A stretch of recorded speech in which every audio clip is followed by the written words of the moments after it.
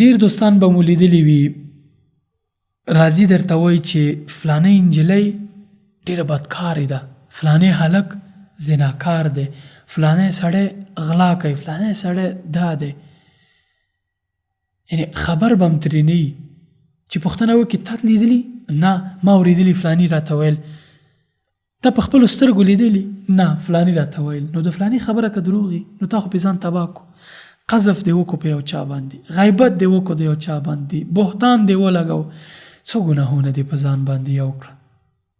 خدای ته به څه وایي چې کله دې په قیامت کې غږ در باندې کېږي چې وقفوهم انهم مسئولون، وې دروئ دوی مسئول دي. د څه شي مسئول دي؟ د خلکو حق، د خلکو په حق کې تیری کړی دی او په قنطره کې هملته بند کړی شي چې د دوزخ او جنت منځ کې هغه خاص ځای دی چې ستا نه به خلک خپل حق غواړي، هغه څوک چې تا یې په حق کې تیری کړی وي.